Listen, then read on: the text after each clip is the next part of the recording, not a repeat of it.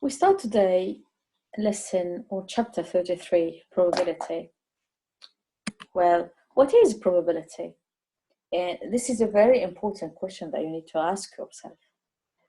Well, probability is the part of math where we deal with the likelihood or the chance that an event will happen. For example, I would like to know what is the likelihood of rain tomorrow. Well, most of the apps that you have, weather or whatever you have on your phone, will give you the probability to have rain tomorrow or in 2 days or whatever. It will be a number. Now, what is the probability or what is the chances that you will have a QuickTime exercise during next Zoom? Well, it depends on a lot of things. So this is why we can talk about the probability of that happening.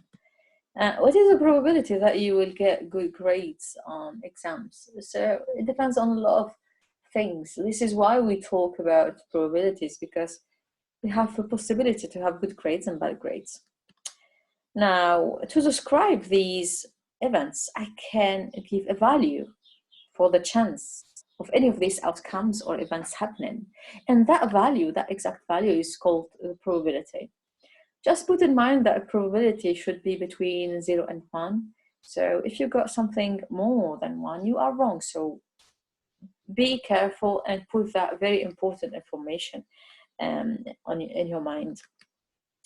Now, to describe these outcomes, we have what we call the probability scale.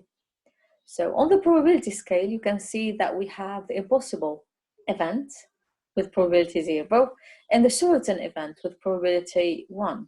And when you have even chances for that event to happen or not to happen, we say that we have even chances and the probability should be 0.5. Well, we have very unlikely and unlikely and likely and very likely events. And I think it's very important for you, or it's clearer for you to see it in a table like that. So the impossible event with probability 0, the certain event with probability 1, and even chances event with probability 0.5. So the very unlikely event should be with probability between 0 and 0.25. The unlikely event should be with the probability between 0.25 and 0.5, and the likely event should be between 0.5 and 0.75, and the probability of very likely event should be between 0.75 and 1. Right, so I hope this will be helpful for you. Now, let's take an example. And in this example, I asked you to put an arrow to describe the probability on the probability scale to show the probability of each of these outcomes for these events. Okay, so you will get ahead when throwing a coin or tossing a coin. You will get 6 when throwing a dice, and you will have maths homework this week. Well, just remember that the probability scale that we are using is this form. So remember the numbers, remember the position of the impossible, certain, and most important, the even chances. So those are the most important events or probabilities. So let's start with the first one. You will get ahead when throwing a coin. So I put here it's even chances. Why I put it like that? Because I know that the coin has two faces, and there is nothing that will tell me that having tail will be more likely to get head. Okay, so a fair coin, you have the same chances to get head as the same chances to get tail. So it should be 0.5, the probability for getting head or tail. This is why I put it here. Now, for the second one, you will get 6 when throwing a dice. So we know that 6-faced dice has 6 faces, right? And the probability of getting each face is equal, so they are likely equally, and the probability for each event happening, getting 1, getting 2, getting 3, or getting 6, is equal to 1/6. So 1/6 is something between 0.1 and 0.2. This is why I will put this second event here. The third event, you will have maths homework this week. Well, it's for sure you will have maths homework. This is why I put it here, because it's more than very likely. Yeah, I would put it certain, okay? So, yeah. Well, when dealing with probability, you need to know how to calculate probabilities, right? And as I said, you need to remember that the probability should be a number between 0 and 1, and you can write it as a percentage or a probability fraction. Well, the probability fraction should be a proper fraction. If you got an improper fraction, you're wrong, so please check your answer. Right. For some events, this can be done by finding all the possible results, outcomes, or the outcomes that are favorable to the event you are calculating the probability for. And you need to divide that by the number of all possible outcomes, okay? All the possible events, right? And this is especially when you have equally likely events, like when you are tossing a coin or you are throwing a dice, fair coin, right? So all the events are or the dice or the coin are fair, okay? There is nothing, there is no condition on having each face, right? So when throwing a dice, there are 6 equally likely outcomes. So I have 1, 2, 3, 4, 5, or 6. So those are all the possible outcomes that I can get. So if I would like to get the probability of getting 3, so 3 or 5 or whatever other face, I can say that I have 1 chance out of 6 to get 3. Or I can write that the probability of getting 3 is equal to 1 over 6. So 1 is the only way to get 3 is to have the number 3. So I only have 1 way to get that 3. So yeah, this is the number of the possible ways to get 3, which is 1.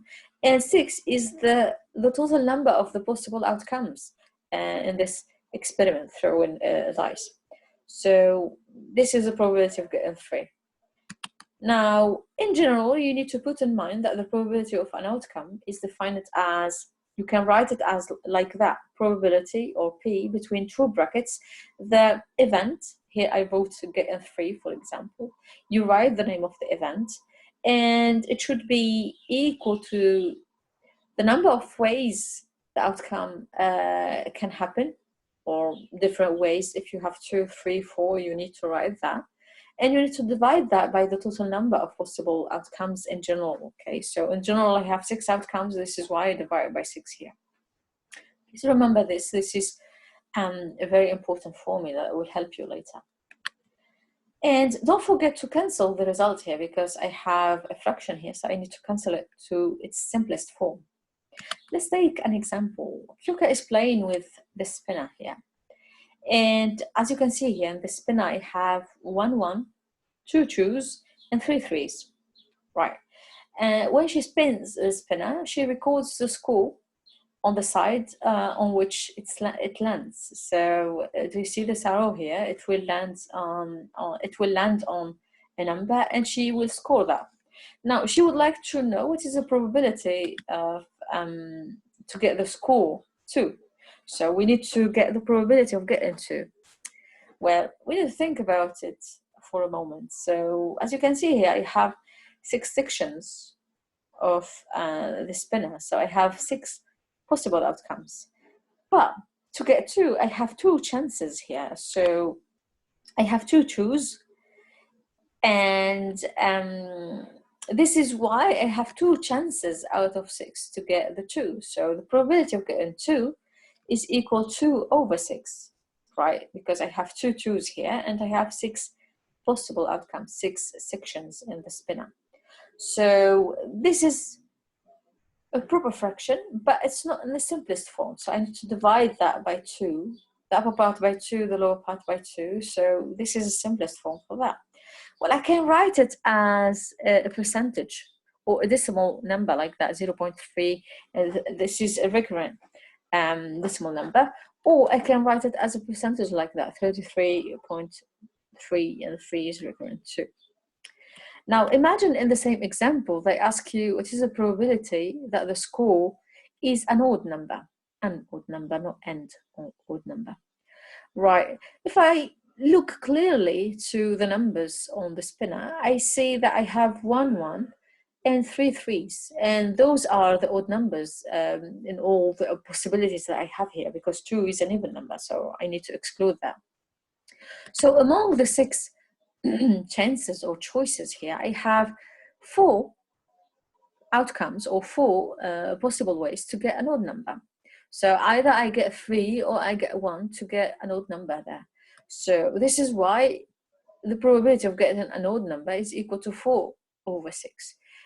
This is not the simplest form. This is why I can simplify it by dividing the upper part and the lower part by 2. So you get 2/3.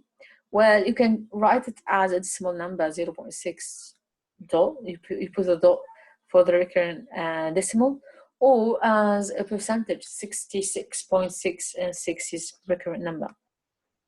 Now imagine they ask you what is the probability of getting a score less than 5.